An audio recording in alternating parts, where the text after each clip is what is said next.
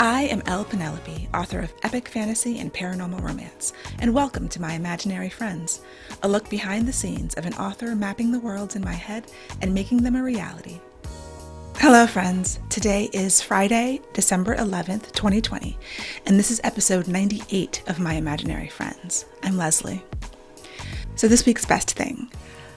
I had a really cool thing that I can't actually talk about, and I hate when people do that, and I'm not going to belabor it, but I did want to acknowledge that. But I also had one that I can talk about, which is Once Upon a Winter Ever After, which was an event that was held by St. Martin's Press, S&P Romance, and Forever, their lines, and it was 4 authors getting together to write a story live on video during the event, and it was so much fun.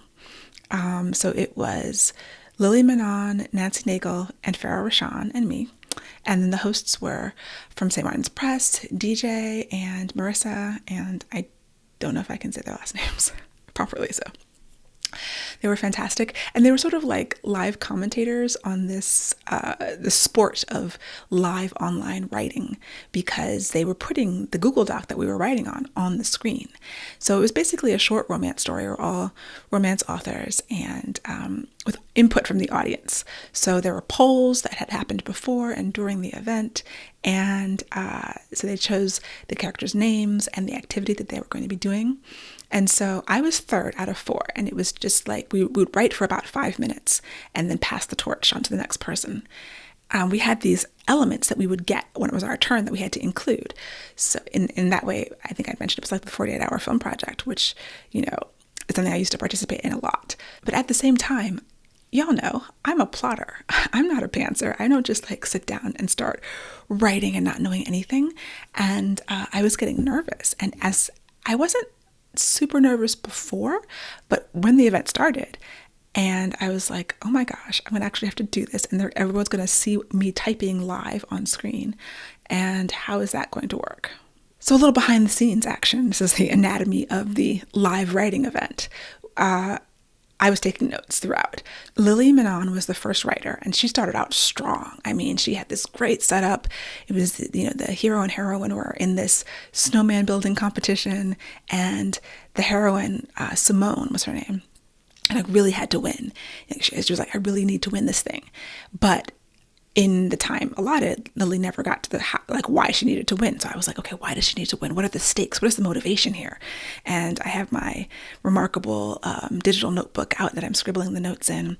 And so I wrote down their names. I wrote down the, basic incident that they were strangers and then they were building snow people. And then she ends hers on this sort of cliffhanger where the wind has kicked up and a scarf wraps around both of their necks and it ties them together. It's like one of these ridiculous, kind of Hallmarky romance situations. So then Nancy Nagel comes in and she continues it really strong. They have this conversation. They fall into the snow person that Simone was making, ruining it. But he helps her. Flynn is his name. He helps her fix it. And then I forget exactly where she ended, but so I was like, okay, he's helping her with her creation. Like, why is he doing that? What are his motivations? What are his stakes? Why is he in this competition? And so I wrote down conflict. Both need to win the prize, but I don't know what the prize is. So the element that I had to include in my story was a kitten. They had voted on 3 different animals.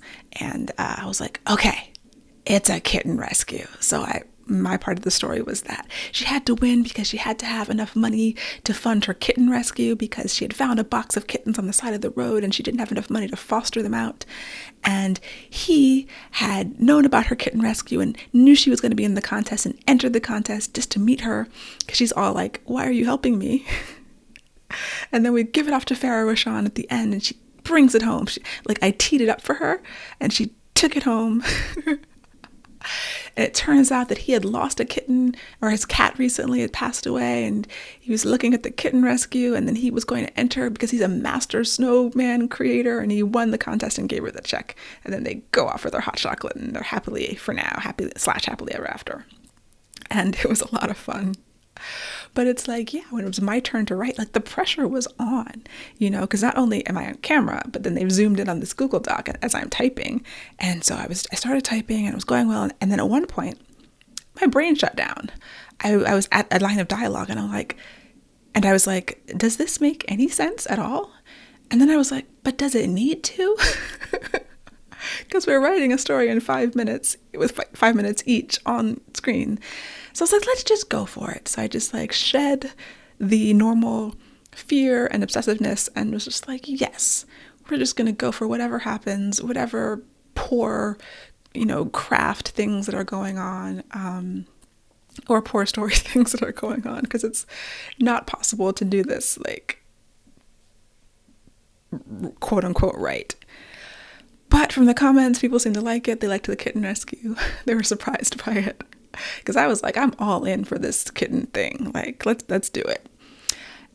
The other ideas I'd had before I had the idea of the kitten rescue was maybe she was trying to fund her hot chocolate stand. It was basically just like, why does she need to win? And so I focused on the craft things that I understood, like stakes, motivation, and just grabbed onto whatever tidbits that I could that the other authors had given me.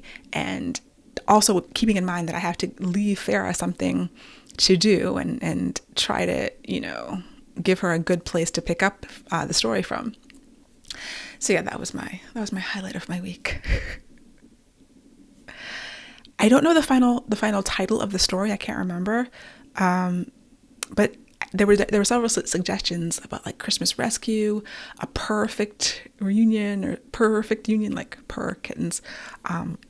So I will link to the actual video where you can watch it in real time, and they are going to post the finished story on their newsletter. And so I'll leave a link for that. I think it's the SMP Romance newsletter. And so yeah, you'll get a chance to check out the finished story. It's very cute and very silly. In other writing news, in non-on-the-spot improv writing news, this week was again about research, digging deeper, and also plotting. So I started thinking plot, character development. I did work on those. I needed to understand the villain more. I had to dig a little deeper into the magic system, the quote-unquote magic system, because it's much softer magic than in Earthsinger. In this new book that I'm writing, the 1920s Fantasy Heist, which I need to come up with another way to describe it, because it is fantasy and it is a heist, but I think it's just a softer version of all of those things. And even as I try to make it more heisty, I just don't know that I'm going to make it. It's not going to be like an Ocean's 11 level heist, because they're not professional criminals. And they're people who've been brought together for a reason to steal a thing that they need to steal. But they're not like bumbling, but this is not their job. One of them is a criminal, but and several of them have criminal-ish skills. But yeah, I'm still just in that process. I feel closer. I feel so much closer. And I'm going back to connect to my why. I read a great blog post by the author Kate Messner that was linked to somewhere on social media, and she talks about having an index card with the vision of it, and it kind of really aligned with what I do and how I started this process with going back to, why am I writing this story? What does it mean to me? What is important to the story?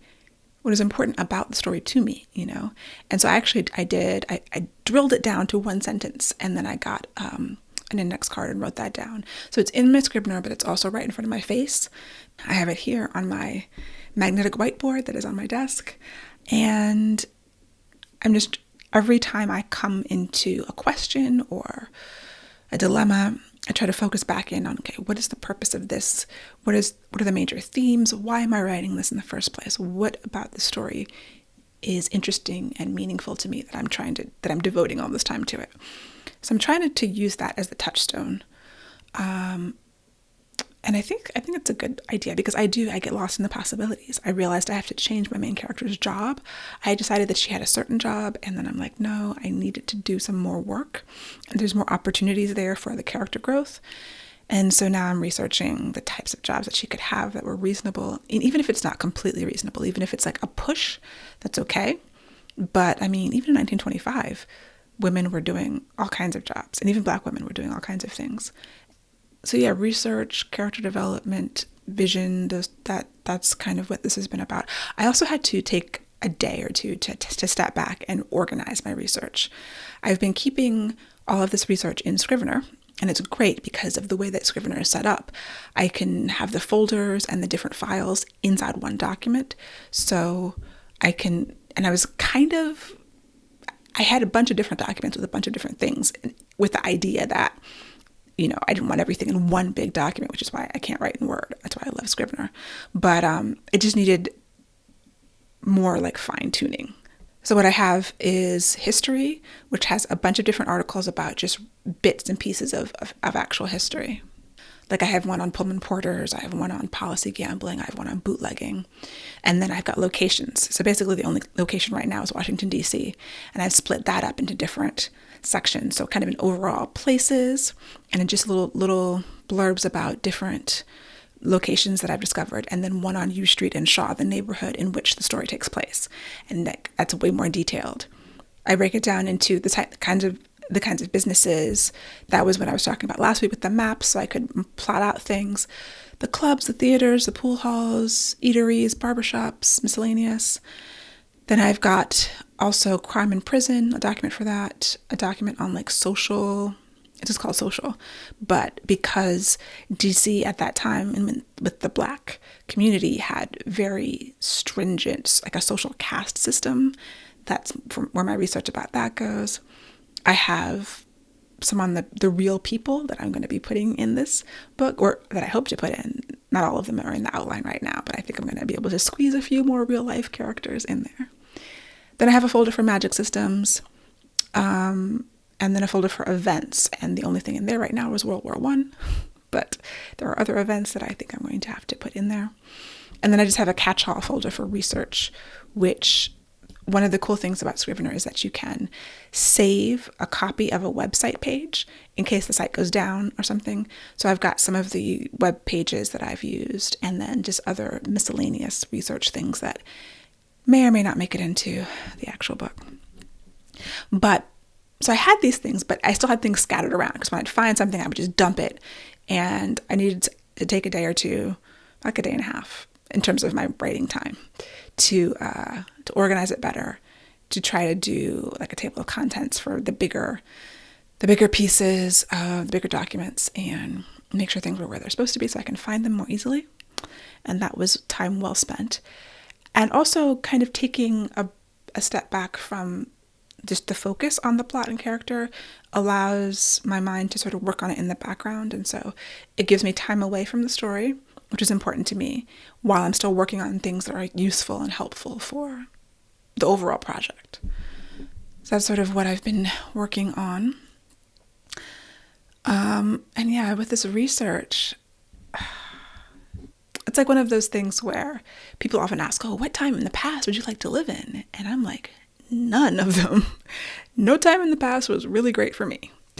And looking at 1925, and I'm listening to this audiobook, and just seeing all of the parallels and seeing all of the things they're working for that we are still working for. And I know I've talked about this before, but it just, every time I see something new, it's the same thing. It's like, in the late 1890s, the different organizations and groups which were lobbying Congress and the presidents and trying to get equal rights, because after Reconstruction, there was a period of, prosperity for some.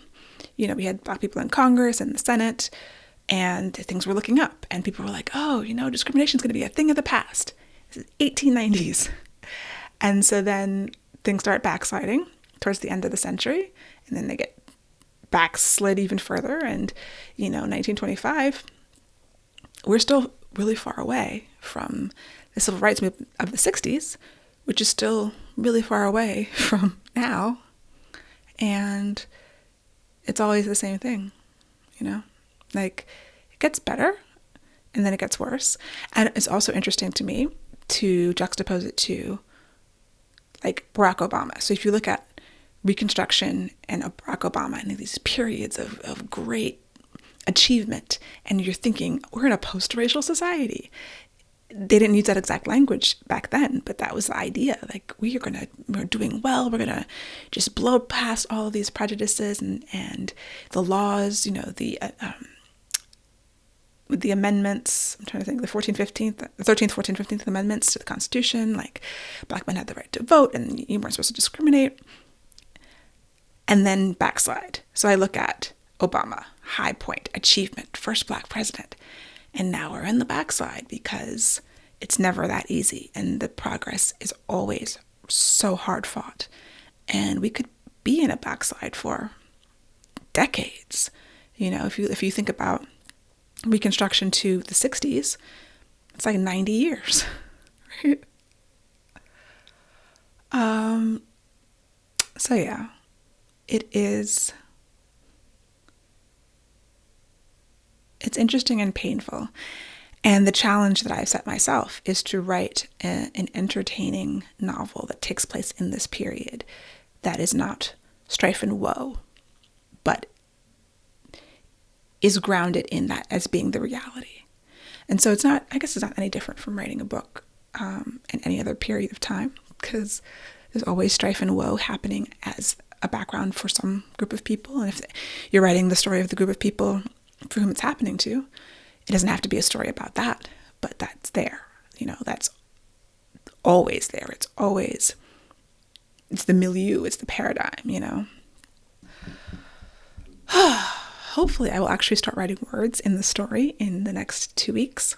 That is my goal. And even if I'm not completely done with all the stuff I think I need to get done, I think it's important that I get to the word writing, because that will also illuminate things and make things clearer in my mind.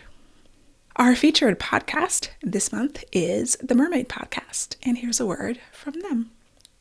Hi, I'm Laura Von Holt from the Mermaid Podcast, part of the Frolic Podcast Network. The Mermaid Podcast is, you guessed it, all about mermaids. I cover everything from mermaid legend and history to mermaids in pop culture, movies, and TV. My guests include mermaid experts, mermaid historians, mermaid authors, mermaid charities, mermaid tale makers, and even professional mermaids. Yes, being a mermaid is a real job. So whether you have legs or fins, are a mermaid queen or a mermaid at heart, the Mermaid Podcast has something for you. You can find us at mermaidpodcast.com and wherever you listen to your favorite podcasts. Other things that were cool this week. Alice Smith, who is one of my favorite singers, she did this live concert. So you basically bought the ticket and it was a live stream. I didn't actually watch it live. You could watch it afterwards. And she is apparently in her house, you know, with a professional setup, microphone, multiple cameras, and doing a concert. And so I got tickets to the concert with the unreleased music and then a released music, because she had an album that was shelved, record company stuff. And I had actually supported a Kickstarter with her several years ago. And so I have one of the only CDs of this unreleased music. And some of my favorite songs from her were actually not released. And so she did them at this concert. And it's also songs that I've seen her do live. Like, I've seen her many times live. But they're just hard to get because that album didn't come out. And I don't know, for whatever, it's probably legal reasons why she can't release it. I have no idea. So that was really fun. She's an entertaining performer because she's completely unhinged, but I love her so much. And her voice is amazing. So yes, if you haven't listened to Alice Smith, definitely check her out. She had a new album that I kind of missed. I didn't realize she had, what do they call those short ones? EP that came out last year. So I'm behind. I need to catch up. But that was fun. That was a lot of fun. I also managed to read a book, the new Noelle Adams book. Noelle Adams is a contemporary author who is just an auto-buy for me because her books are very, realistic in the fact that they're low angst. I don't know how to put this. They're low angst, but they're about everyday problems that relationships have. And somehow she manages not to have them be big misunderstandings. They're like misunderstandings. There's usually the conflict, but it works because it's so grounded in reality and psychology. I don't know if I'm explaining this right, but they're very comforting reads because I know nothing's going to go too wrong. And these people it's a romance, they're going to get together, which you always know, but some authors really like to drag you through the ringer and Noah Adams does not do that. And her brand is kind of lighthearted, very grounded in realism, very natural dialogue and like interactions with people. And plus one of my favorite tropes, which is marriage of convenience. And this one was Purchased Husband, which I recommend if you're looking for something nice and sweet to read. It's the fourth in the series of all these different kinds of marriages of convenience, but total standalone, although I recommend basically everything that she writes. And her pen name, Claire Kent, does like sci-fi stuff. I'm trying to see what else that pen name does. But yeah, Noah Adams will always be an auto-buy for me. And it's been hard for me to find time to read, especially with the new dog, because if I sit down, she's in my face and she like always wants to have attention, and I have to keep an eye on her because she will destroy things if not watched. Like you can move, like tell her to stop, but you have to be watching her if she's trying to chew on your shoelaces or like a blanket or something, just weird stuff. She tries to chew on the end of the coffee table, which is different. So yeah, finding time to read has been difficult, and just like mental and just quieting my mind down. I think my mind has been very busy this week, the past few weeks. So my goals for this upcoming week are to get the plot of the book like pinned down more or shaped more. I'm changing a lot from the first draft, and I always change a lot, but at this time I'm like adding characters. Like I said, I'm changing her job. I'm doing things that I feel like I don't usually do things on that level. Like a lot of times it's just about the actions that they take, but the first draft, the person is kind of the same. I mean, her qualities are the same, her personality is the same, but I don't know. I think I'm just changing a lot of things that needed to be changed. I'm just wondering. This is a hard one. Every book is a different challenge. And I really am interested in making each one better than the last one. And setting something in the real past is a big challenge for me. Like, I'm happy to take on the challenge because I need to keep testing myself. I don't want to get in a rut. And I'm just feeling it. I'm just feeling the difficulty of the thing I'm trying to do, even as I'm not, like I have this vague notion of this thing that I'm trying to do. And I'm trying to clarify it for myself so that when I start writing words, they're going to be like this vision that I've written down. But it's, the vision statement is vague, and a book is very specific. And a book is about people and characters and emotions. And I want to focus on that and keep that at the front of my mind while I'm also thinking about all these other things. And that balance between like this entertaining story that is, exciting and adventurous and lives up to heist. And also I'm really interested in this time period and what people were going through and sinking into that and like putting myself in that mindset, which is also difficult, put myself in the mindset of Black people living in 1925, and everything that entails. It's a different challenge than I did in Earthsinger because I was extrapolating real life prejudices and putting them in this fantasy world, which is easier, in a way, because for example, I found this directory of people and businesses, and the last one I found was, I think, I can't remember now, 1921, I believe. And I found my great-grandfather in it, which is awesome. Because I was looking for my relatives. My mother's family moved to D.C. I think my grandmother was born in D.C. and her people came from North Carolina. And so, I know the names, and there's only one Ashley Austin Hines in the directory, and I found him in 1921. And my grandmother would have been 12 or 13 then. So she's not in there. But I was thinking about, my family members. So putting myself in the real life, in the real time period, in a place where my ancestors lived, and struggled and no doubt suffered in various ways. It's a hard thing that I have decided to do on many different levels, emotionally draining as well as creatively hard and all the other things.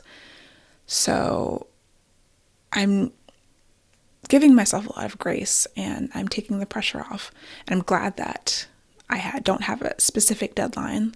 I have a target date that I would like to have this book finished by, but it's just going to take some time to sink into it and figure out exactly how I get from this vision statement to an entertaining book that I can write, but will still have heft to it and meaning to it beyond the actual plot and story beats, you know? But yeah, I do. I feel emotionally drained after every research session, and it is a different kind of strain than the creative exhaustion that you can often feel after writing, like a writing session. And so combined, I've been exhausted, and I think this is why, you know, because I was wondering, am I stressed? I'm not stressed. I don't have a deadline. It's not like anybody is beating down my door asking for this, but I've been having some of the like stress symptoms, and I think it is sinking into this time period, this world, and all of that on top of the plot and getting it into the place where I want it to be. So anyway, my goals are to keep doing this because it is worthwhile, and I think it's a story worth telling, and I'm so excited about it. But yeah, I have to manage my emotions about it and my energy around it. So I think that is it for me for this week. Christmas is coming. I've almost finished my Christmas shopping. I have already alerted people that things may or may not get here by Christmas, but I'm doing my best. And happy Hanukkah. I believe Hanukkah's now, right? And I got a brand new review from Paradiso DX. So I just wanted to give a shout out and a thank you to them. It's a 5-star review on Apple Podcasts, and the title is Excellent Podcast on Writing. This is the best podcast I've encountered on the process of writing, publishing, and editing by one of our best contemporary writers. It's very nice.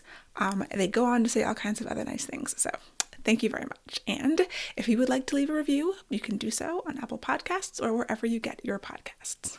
So I'll talk to you next week, and I hope that you have a wonderful week. For episode show notes and to sign up for the Footnotes newsletter and get the show notes in your inbox, go to myimaginaryfriendsshow.com. Subscribe wherever you get your podcasts and watch the video episodes on YouTube. And My Imaginary Friends is part of the Frolic Podcast Network. For more fantastic podcasts, go to frolic.media/podcast.